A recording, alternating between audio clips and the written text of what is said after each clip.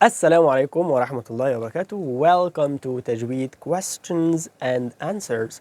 Last time we talked about النون الساكنة and the tanween, and we said they have 4 rules: clarification, الإظهار, assimilation or merging, which is الإدغام, turning or changing, which is الإقلاب, and the last one, hiding or concealment, which is الإخفاء. And today we are starting the first rule, which is clarification or al-idhar. This rule tells us when to pronounce a nun sakina or a tanween clearly, without any change, without any merging, without any turning, and without any hiding. Very clear. You pronounce it clearly. Okay, look at these 3 letters. We have A, B, and C. This is A beside B, and this is C that is far away from them. If the letter B told me that A affected it or touched it, would I believe it? Yes, because they are close to each other. What about if C told me that A affected it or touched it? Would I believe it? No. Why? I will tell it you are a liar, because A is far away from you, so it cannot touch you and it cannot affect you. The same thing, we have a nun sakina or a tanween. They come from the beginning of the mouth here, and we have the throat letters that are far away from them.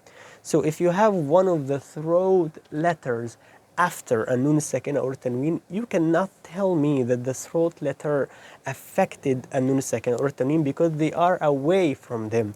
So you cannot say, for example, ma amana. I tell you, why did you hide a nun? You tell me because it's followed by hamza. So how can hamza affect a nun while it's far away from it?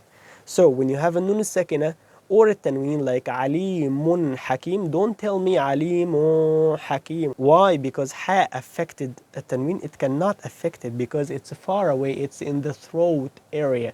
So what we conclude from this is, when we have a nun sakina or a tanween followed by one of the throat letters that are 6, hamz, ha, ayn, ha, ghain, and kha, we must pronounce a nun sakina or a tanween clearly. So let's have some examples now. Man amana. We have a nun sakina followed by hamza, and the hamza is one of the throat letters, so we have to pronounce a nun sakina clearly. Man amana. I cannot say man amana. No, man amana. Make sure you pronounce a nun sakina clearly. Man amana. The other example, the same letter, which is hamza, after tanween, عذاب أليم. We have tanween, عذاب, followed by hamza, and hamza is one of the throat letters, so we have to pronounce the tanween clearly. عذاب أليم, عذاب أليم. Another example for ha, for example, minhum. Minhum, we have a nun sakina followed by ha, and ha is one of the throat letters, so we have to pronounce a nun sakina clearly. Jurufin harin. We have here jurufin tanween followed by ha, and ha is one of the throat letters, so we say jurufin har. Jurufin har. So we had an example for hamza and we had an example for ha. Example for ayn, man amila. Man amila. Man amila, nun sakina followed by ayn, so we pronounce a nun sakina clearly. Man amila. For tanween, hakimun ali. We have tanween followed by ayn, so we pronounce tanween clearly. Hakimun alim. Then we have ha.